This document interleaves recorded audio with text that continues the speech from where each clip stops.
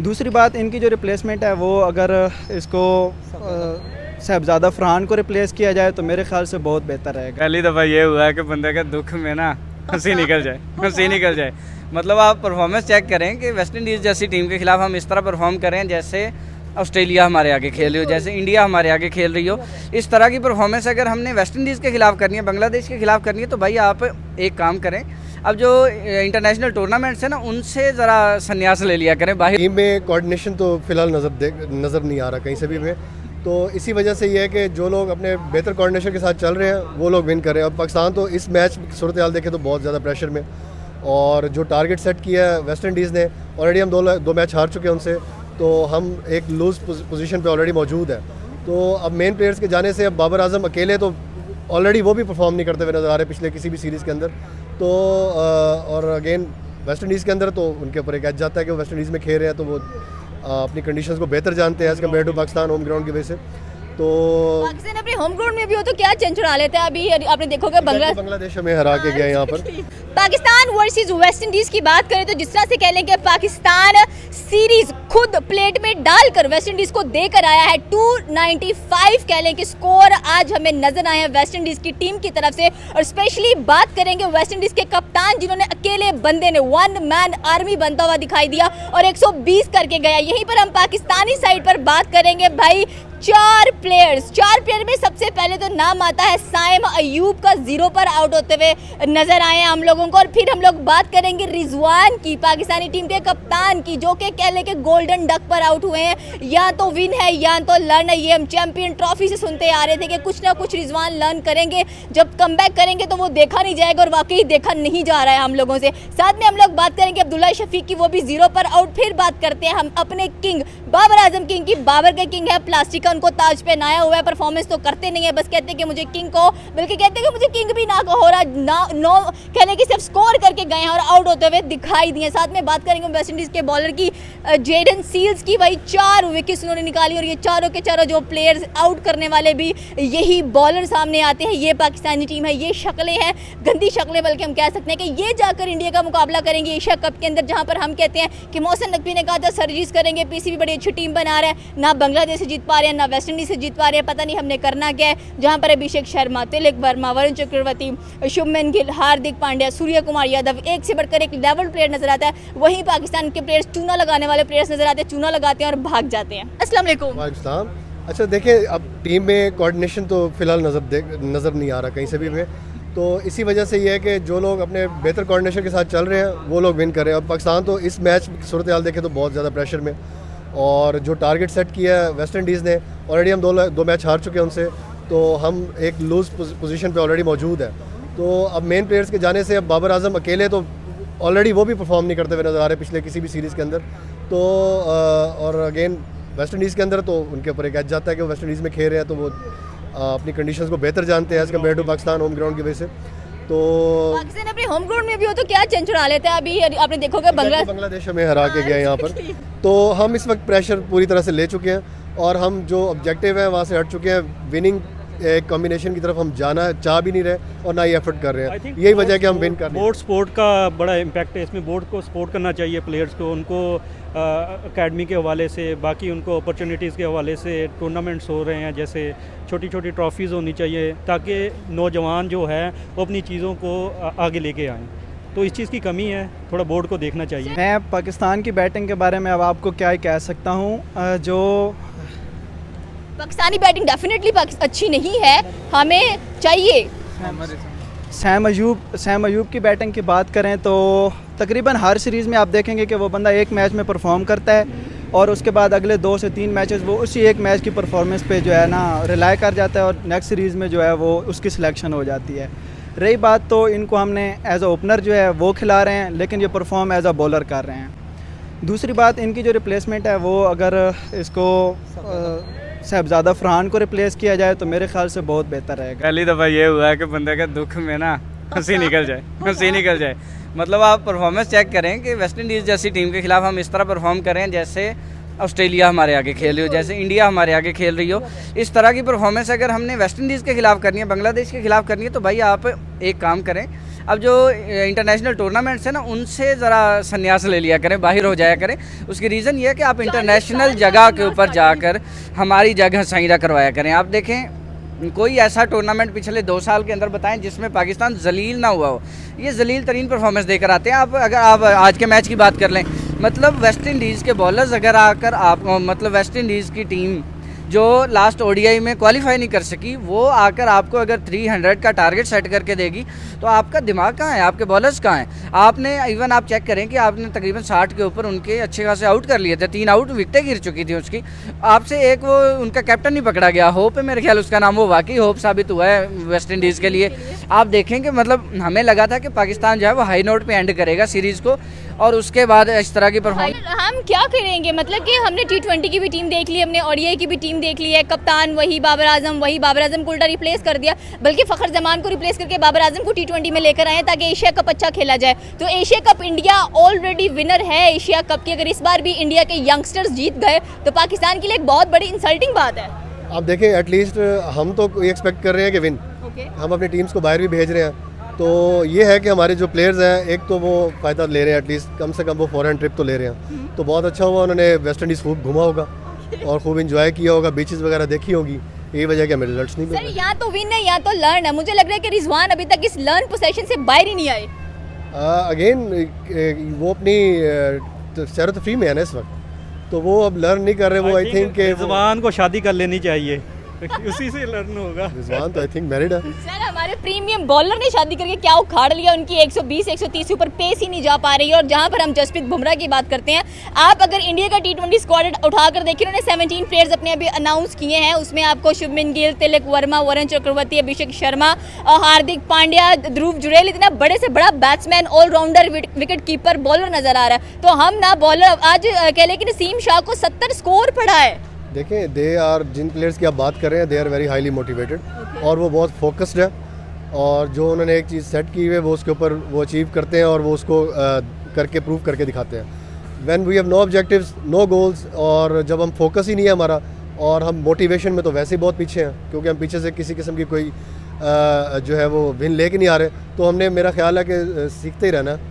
Shubman Gill the youngest captain of team India, जो कि अभी टेस्ट मैचेस खेल कर आए हैं इंग्लैंड के खिलाफ, और उन्होंने कह लें कि सीरीज को टाई करवा दिया है 2-2, यानी कि इंडिया ने दमदार तरीके से खेला, वो भी इंग्लैंड के होम ग्राउंड में जाकर। आपने सही बात की, हम सैरो तफरी करने के लिए चले जाते हैं, बाबर है, रिजवान है, साइम है, भरोसा रख के बैठे हुए हैं, बॉलर्स हम वही रिपीटिंग पे लेकर आ रहे हैं कि हमारे पास नए बॉलर्स नहीं है, बैट्समैन नहीं है। प्रॉब्लम कहाँ पर है हमारी?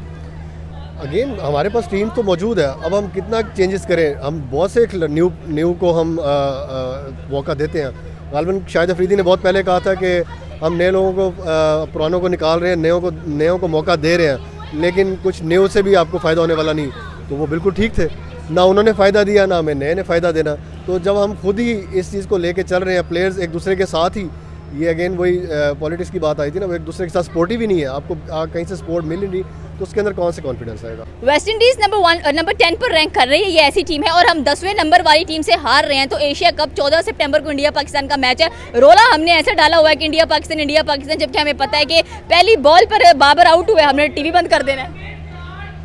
एग्जैक्टली देखिए, वो कैलकुलेशन के साथ उतरे हैं, भले वो जिस नंबर पर भी हैं। हम टोटली मिसकैलकुलेटेड हैं, इसलिए हम कहीं पे भी कोई रिजल्ट नहीं ले पा रहे हैं। पाकिस्तानी अवाम को ज़्यादा बेहतर पता है कि किस प्लेयर को वन डाउन आना चाहिए, किस प्लेयर को एज एन ओपनर आना चाहिए, और किस प्लेयर को कह ले कि जो बेस्ट ऑलराउंडर है हमारा, उसको किस तरह से आना चाहिए, हमारे पास कौन से बॉलर्स होने चाहिए। पीसीबी क्या कर रहा है फिर? पीसीबी सिर्फ वहाँ पे छोले बेचने के लिए बिठाया हुआ है हम लोगों ने। पहले इनकी टीम सिलेक्शन वगैरह देखी जाए, मोहम्मद रिजवान देखे जाए, मेरे बहुत अच्छे जो है ना फेवरेट प्लेयर थे, लेकिन जब से वो कैप्टन बने उन्होंने कुछ इस तरह की चेंजिंग्स किए हैं या गेम लेकर आए हैं कि एक बार फिर जो है ना मिसबाह उल हक साहब का दौर याद आ गया हमें। तो इतनी डक मतलब अभी भी समझ रहे हैं कि हम कोई 2000 या 2010 की आप क्रिकेट कह लें या 16 की क्रिकेट कह लें, कि ये पहले मतलब 40 बॉल आपने बीट करनी है, उसके बाद 2 से 3 ओवर लगाने हैं आपने, मैच को, स्कोर्स को और बॉल्स को बराबर लेकर आना है। लेकिन ऐसा नहीं होता हर बार भाई, कभी कभी बंदा नुकसान भी कर जाता है। लास्ट मैच में आपने देखा होगा कि उन्होंने 38 बॉल्स पे जो है ना बड़ा कम स्कोर किया है। इस बार फिर डक पे आ गए हैं, तो उन्हें कौन सा कोई प्रेशर है कि उन्हें टीम से निकाला जाएगा, या अपनी जो स्ट्रेटजी है, जिस तरह पहले खेल रहे थे एज एन ओपनर बैट्समैन खेल रहे थे। अब देखें ना, एक 20 का प्लेयर हमारा जो ओपनिंग कर चुका है, वनडे में उसकी परफॉर्मेंस इतनी डाउन चली गई है कि वो 30 से 40 बॉल्स ले रहा है आपकी, और उसमें उसकी टोटल एक बाउंड्री है। तो मेरे ख्याल से तो स्ट्रेटजी जो है टीम की वो चेंज करनी चाहिए। कितना चेंज करें इस टीम को, तो मुझे लग रहा है कि यहाँ पर अब लिबर्टी चौक लेकर आना चाहिए और उड़ा देना चाहिए। साथ में भारतीय टीम की बात करते हैं, आपको पता है उनके यंगस्टर्स कितना कमाल का खेलते हैं। अभिषेक शर्मा की बात कर लें, तिलक वर्मा है, उसके बाद शुभमन गिल है, सूर्य कुमार यादव है, वो तो रेडी बैठे हुए हैं कि एशिया कप एक बार हो, हम दोबारा पाकिस्तान के डंडे मार के आए, उनको बेइज्जत करके आए और ट्रॉफी उठा कर ले आए। मैम एक बात करते हैं कि इंडिया में ना जो है ना वो एक बेस चल रही है कि वो वहाँ पे ना एक कह सकते हैं कि वो अच्छा खेलते हैं और उस अच्छा खेलने की बुनियाद पे आते हैं। यहाँ पे जो है ना पैसे दे लो हम आगे जा रहे हैं। यहाँ पे जो हमारा है ना ज़्यादातर क्या स्कॉलरशिप्स वो जो भी कह लें वो सिस्टम जो है ना हमारा तबाह कर दिया। सिर्फ जो हमारे आए हैं ना पीसीबी साहब और ये जो भी हैं ना ये सारे पैसे के मामले में हैं और कोई भी इन्हें नज़र नहीं आता। और जो हमारी टीम है वो भी पैसे के मामले में खेल रही है, क्योंकि आज के दौर में आप देख सकते हैं कि पैसे के अलावा कुछ भी नहीं है। पैसा लो जितना लेना है आप। इंडियन प्लेयर्स पैसा भी लेते हैं, परफॉर्मेंस भी अच्छी करते हैं, पैशन भी अच्छा होता है। अभिषेक शर्मा T20 रैंकिंग में नंबर 1 पर जा रहे हैं। ओडीआईज के अंदर आपको पता है कि इंडियन टीम के अंदर अभी भी रोहित शर्मा और विराट कोहली अवेलेबल हैं। हमारे मुंह उठा के आ जाते हैं, खेल लेते हैं, खेलने का पता, और इंजरीज बड़ी होती हैं इनको। तो एक इंजरीज़ का जो मामला है ना तो वो हमारी फ़िटनेस पे है। हम लोग जो ये अभी देख लें कि चटपटे खाने खा रहे होते हैं। कभी इंडिया की न्यूज़ सुनी हो कि चटपटे खाने खा रहे हैं या कुछ खा रहे हैं? कुछ भी नहीं। तो हमारे पाकिस्तान की इस वजह से भी इंजरी हो जाती है और कुछ फिटनेस का ख्याल नहीं रखते। क्योंकि बाबर आजम को सही किया T20 में ऐड करके एशिया कप के। बाबर आजम को एक तो हमारा सीनियर प्लेयर है, ऐड तो करना चाहिए था, लेकिन T20 का प्लेयर नहीं है। नहीं T20 का प्लेयर नहीं है, लेकिन हमारी टीम को ना एक ऐसी मोड़ पे लाके खड़ा कर देगा कि वहाँ से हारना कंफर्म है। हारने के तो चांस नहीं ले सकते, लेकिन वो ऐसी मोड़ पे लाके खड़ा कर देते हैं ना कि मतलब कि ना विकेट अगर गिरी हो ना तो वहाँ पे बाबर आजम को चांस दिया बाबर आजम टुटू अच्छा कर लेता है। टीम में मैम ऐसा पोटेंशियल है इस वक्त। अगर देखें कि शायद बाबर आजम की ज़रूरत नहीं है, क्योंकि बाबर आजम, मोहम्मद रिजवान जब तक टीम में रहे हैं तो आपने देखा होगा कि बहुत कम इन्होंने 20 में जो है ना वो 200 स्कोर किया है, बहुत कम। और आगा सलमान की कैप्टनसी में देखें, ठीक है फॉल ऑफ विकेट्स हो जाता है, यंगस्टर्स हैं, इनको मौका मिल रहा है, परफॉर्म भी कर रहे हैं, लेकिन अगर पाकिस्तानी टीम के बाद देखी जाए तो 200 को जो है ना जितनी बार भी इन्होंने क्रॉस किया तो वो आगा सलमान की कैप्टनसी में किया और यंगस्टर ने किया, और मेरे ख्याल से इनमें टैलेंट है भी सही। अब देखें मोहम्मद बाबर लेजेंड हैं, लंबा खेलने वाले हैं, लेकिन नंबर 1 पाकिस्तानी टीम में उन्हें स्ट्रेटजी चेंज करनी होगी। ये बात जो है ना पुराने दौर की बात है कि आप बाबर रात को सो कैसे जाते हैं टीम को हराने को। आप ये बातें दूर की हैं कि आप 80 बालों पे 100 बना रहे हैं 20 में, ठीक है 100 रन है, पर अगर 80 बाल्स आप ले रहे हैं तो इसमें आपको फिर कोई कमाल नहीं है। वो लोग बेचारे 50 पर 100 कर रहे होते हैं, हम लोग 100 पर 50 करते हैं। 50। लेकिन एक बात मैं कहना चाहता हूँ कि बाबर आजम अपने को चेंज लाने की कोशिश करते हैं, लेकिन वो लंबा लेके नहीं चल सकते, क्योंकि आप देखते हैं कि छक्के भी मार होता है, कभी कभी छक्का मार के आउट भी हो जाता है। वो लंबा लेने की कोशिश करता है लेकिन लंबा उसे खेलने नहीं लगता है कि अब बस हो गई है मेरा टाइम आ गया जाने का, यही बात है। लेकिन अल्लाह खैर करेगा, कुछ अल्लाह भी करामतें डालेगा और कुछ टीम भी करे तो उसकी वजह से हो सकता है काम, लेकिन जो इनके हालात है वो काम आने के नहीं है, ये बात है।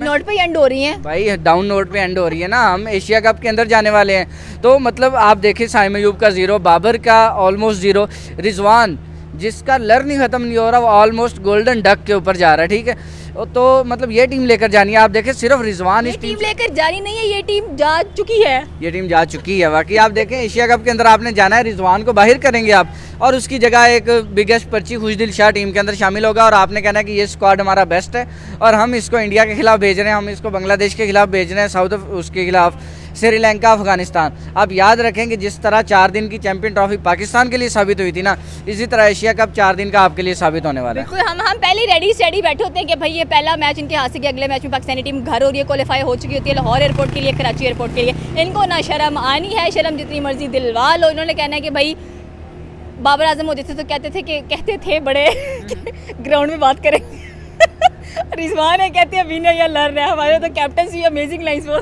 देखें बात सही है, आप कप्तान बनाते हो जी विन और लर्न के ऊपर, आप बनाते हो कप्तान एटीट्यूड के ऊपर के ठीक है, बाबर में एटीट्यूड नहीं है, शाहिन शाह अफरीदी एटीट्यूड किंग है हमारा। एटीट्यूड किंग है, उसको आज कप्तान बना दो, आपको वो वर्ल्ड कप भी जीत कर दे देगा, आपको वो दुनिया जीत कर देगा, मतलब उसकी एफर्ट्स आपको नजर आएंगी।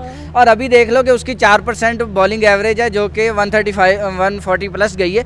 आप अंदाज़ा कर सकते हैं कि मतलब आपका premium fast bowler so called बक करने वाला, जो जिसकी बॉल जो है 140 से ऊपर नहीं जा रही, जो 100 बॉल्स फेंकेगा जिसमें से 5 बॉल्स जो हैं वो 140 पे प्लस लगेंगे। नहीं अच्छा, लगेंगी, सबसे बल्ले पे मजे- आएंगी सबसे- और छक्के पे जाएंगी। सबसे मजे की बात यह है कि लोगों के बैट्समैन 50s करते हैं, हमारे बॉलर्स 50s करके गए हैं। अंदाज़ा करें अब आपके बॉलर 50 ट्रेंड चेंज है ना, जो बॉलर है वो कहता है मैं बैट्समैन हूँ, जो बैट्समैन है वो कहता है भाई जान हमसे बॉलिंग करवा लो। अब साइम अयूब को कीड़ा चढ़ा हुआ है कि मतलब उसको ऑलराउंडर बनाना है, ऑलराउंडर नहीं उसको आप बॉलर बनाओ, क्योंकि बैटिंग तो चल नहीं रही उसकी, गोल्डन डक पे जा रहा है। उसके बाद पिछले मैच के अंदर कोई परफॉर्मेंसेज नहीं है, जब से इंजरी से वापस आया हमें परफॉर्मेंस नज़र नहीं आ रही, तो उसको आप बॉलर बनाओ, उसको छोड़ दो, उसको टेल एंड पे उतारा करो, यहाँ पे किसी और को लाकर फिट करो, खुदारा साहिबजादा फरहान को ले आओ, हो सकता है वो अच्छी परफॉर्मेंस दे दे आपको। बिल्कुल, ये थी पाकिस्तानी अवाम की राय कि पाकिस्तानी टीम हमारी जिंद, हमारी जान, हमारा सब कुछ है, लेकिन ये खेलती नहीं है, इन्हें खेलने की ज़रूरत नहीं है। गली बॉयज़ को लेकर जाएं आप, मैदान में उतारें इन्हीं टीम्स के खिलाफ और अच्छा परफॉर्म करेंगी। एशिया कप में तो हमारे अभी तो हमारे एल लग चुके हैं, एशिया कप में भी डेफिनेटली लगेंगे।